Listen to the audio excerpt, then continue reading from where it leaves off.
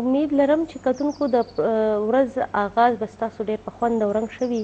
او زمونږ ډېر داسې کالرز دي چې د هغوی نه زمونږ د ډېرو ښکلو د ډېر بامقصده او د دې وطن سره د ډېرې مینې د خبرو تمه ده چې هغوی به زمونږ په دې پروګرام کې سات راکوي او انشاءالله د پروګرام دا سلسله به زمونږ هم دغه شان جاري وساري. زمونږ سره څه ریپورټ دی هغه به مونږ امین مشال ته ووایو چې مونږ ته اونیر کړي چې په دې کې څه دي. او د تاسو بل خبر وړاندې کړه د کشمیر حوالې سره که نه، نو د کشمیر حوالې سره په بټخیله کې د سوات سیند په غاړه باندې یو ښکلې مشاعره شوې ده او پکې لیکوالانو چې دی د کشمیر په حوالې سره نو عمران ضریه په دغه باندې ریپورټ جوړ کړی دی. راځه قدرمنو چې دغه ریپورټ وګورو. ویلی شي چې شاعران د قام سترګي او جبوي چرته چې هم قام ته ستونزې رامخې ته شي نو بیا شاعران چوپ نشي پاتې کېدی او د نړۍ د مظلومه انسانانو دغه आवाज د شعر په ذریعہ د بشریت د ادارو چارواکو غوږونو ته رسوي. په کشمیر د هندوستان سامراج لخوا په یلغار هم د شاعرانو احساسات لمبه شو او د ملکن سرخار برخیله کې د سوات سیند په غاړه یې ادبي بندر ولګو چې پکې د سیمې قلمکارو سرور خټک، زخمی شینواری، دیدار طاهر، محمد جمیل، جیان بخش جیان، آیت الله پابند، عبدالرب صدیقی، جمال خان جمال او یو شمیر شاعرانو خپل کلامونه وړاندې کړل په کومې چې د شریکو خلکو جذبې نورې هم په جوبن کې شوې. هم مې سترګې هم مې زړه دی، هر اندام مې د بدن دی، ټول کشمیر زما وطن دی. هم ګلاب دی هم غانټول دی، هم ګلاب دی هم غانټول دی، یو د سرو ګلو گلشن دی، ټول کشمیر زما وطن دی. هم منور هم مې سپوږمۍ ده، هم منور هم مې سپوږمۍ ده، یو د ستورو انجمن دی، ټول کشمیر زما وطن دی. د شهیدانو وینه رنګ به راوړي، کشمیر ته بیا لاچي له ونګ به راوړي او مونږ یې سخته کې پرېښولی نه شو، ځان مو د ځان جدا کولی نه شو، مونږ یې سخته کې پرېښولی نه شو، ځان مو د ځان جدا کولی نه شو. سرور خټکا تن من دن موتزار، سرور خټکا تن من دن موتزار، پرونم زارو ورنا ننم تزار. وای بیا د جنگ تنور تودیږي په کشمیر کې، بیا د جنگ تنور تودیږي په کشمیر کې، الله زړې لمبې بلیږي په کشمیر کې او کشمیر بیا په وینو سور شو لوی خدایا،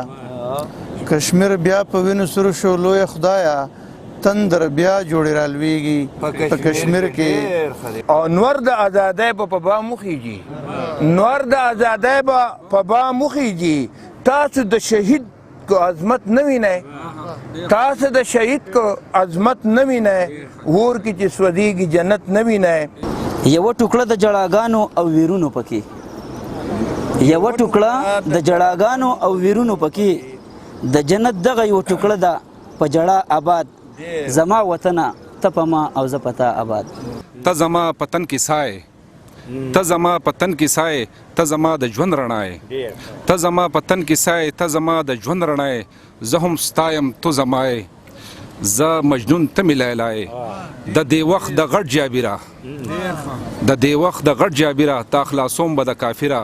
زما ځان وجود کشمیره، تا خلاصوم به د کافره. په سپین بشري وکرل اورونه، په تور سهرې وکرل اورونه، او چاته په سرې لاس د مینې راخ کو، چاته په سرې لاس د مینې راخ کو، چاته په سرې وکرل اورونه، او د تور سکڼي ماښام ازار یې واخیست، د تور سکڼي ماښام ازار یې واخیست، په مازدیګر یې وکرل اورونه، او سترګې د یار نولي د اور بصري، سترګې د یار نولي د اور بصري، په شوخ نظر یې وکرل اورونه. ادبي بندر کې شاعرانو د هندویزم د دې ناروا او ناپاکه جبر یې د شعر په ژبه غندنه وکړل او دا خبره یې په ډاګه کړل چې په هر حال به کشمیر د پاکستان برخه جوړوو. عمران ضریه، خیبر نیوز، بټخیله، مالکن. سلام وړاندې کوو دغه لیکوالانو ته او دغه شاعرانو ته چې د قام په غم باندې لیکل کوي او د یو سیمې په درد باندې لیکل کوي، ځکه چې دا د نن د شاعر نه تمه ده، دا د نن د وخت ضرورت دی چې د نن لیکوال په دغه مسلو باندې لیکل وکړي چې دا خوندي پاتې شي. د هغې وجه دا ده چې که موږ په تېرو وختونو کې وګورو نو داسې یو وخت هم تېر شوی دی، یعنی هغه شاعران چې د شاعرۍ په نوم باندې ناسور دی، هغې که د صرف و صرف خالونو او د شونډو د سترګو نه تاویږي نو دغه شاعران دې هم د قام په درد باندې لږ غمجن شي او دا لیکل دی وکړي او یقینا چې یو ډېر ښه بنډار او زه به ورته علمي غونډه په دغه شان سره ووایم چې که په داسې محفل کې کښېنې نو ته به واقعي دا چې د قام په حواله باندې ځان پوهه کې او دا زمونږ هغه مشران دي دا زمونږ هغه حساس تنان دي چې کښېني او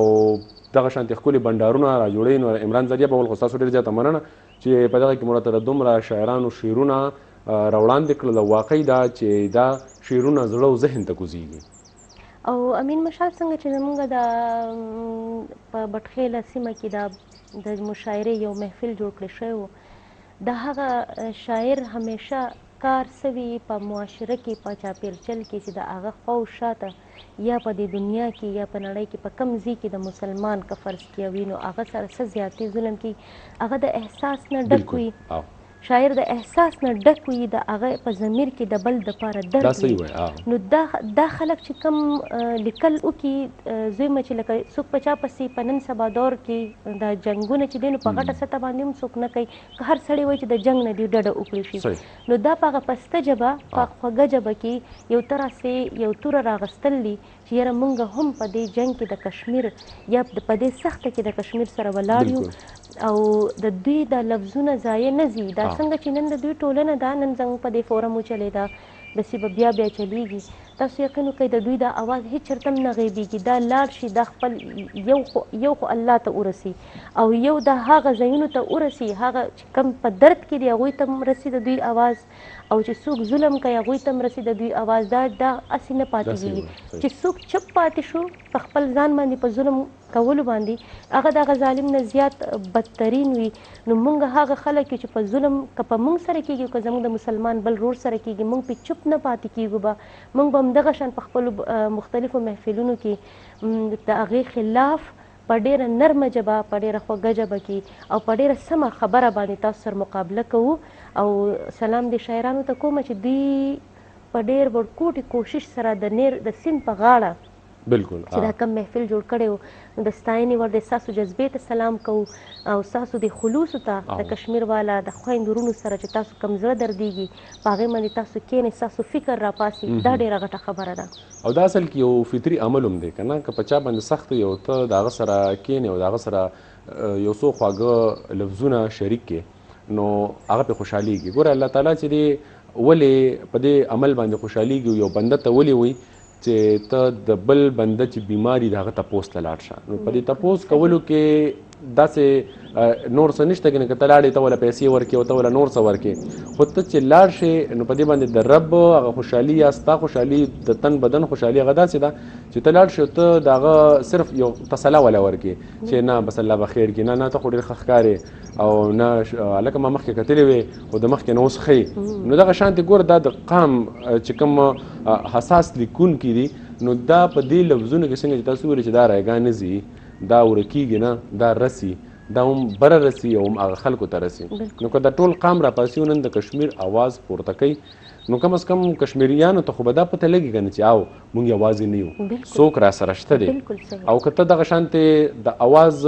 پورته کولو دپاره هم څه نه کې نو هغه به په دغې باندې مجبور شي چې به لکه زه که د پاکستان ناره وخمه نو ما سره خو څوک ودرېږي نه چې ما سره څوک ودرېږي نه زه د آزاد ریاست په چغه ووخمه نو چونکې لکه کشمیر چې دی دا د پاکستان د شارک دی که نه نو د شارک چې دی نه نو بیا په وجود کې څه پاتې شي وجود مړ شي نو دومره ښکلې خوشجبینه سیمه چې هغه رب ذوالجلال د قدرتي حسن مالامال جوړه کړې ده نو بیا زمونږ د قام ظلموله پکار دي چې مونږ کم از کم د دې دپاره اواز پورته کړو څنګه چې وزیر اعظم عمران خان د دغې دپاره یو ښه قدم پورته کړی دی زه بیا قدم په دغه باندې بولم چې کله د یو قام مشر داسې سوچ لري نو ورسره د قام بچي خامخا بیا راپاسي چې هره جمعه دغه شانتې اوس ګوره په تېره جمعه که مو خبره وکړو نو په ټول ملک کې د کشمیر په حق کې ریلی ویستلی شو بلکې تر دومره پورې چې په اسلام آباد کې خواجه سراو هم هغوی یو ډېره زیاته زبردسته ښکلې ریلي ویستلې وه زما ډېره زیاته خوښه شوې وه چې ګنې د خواجه سراو په زړونو کې هم دومره جذبه شته دی نو چې یو خواجه سرا هغه راپاسي او دې ځای ته رارسي نو کم از کم زه یم چې لکه دا خو زمونږ دپاره د شرم مقام دا دی چې زمونږ زلمي دا سوچ نه لري او زموږ زلمي د ځای ته نه راپاسي. یو ټلیفون کالر دی را سره. السلام علیکم.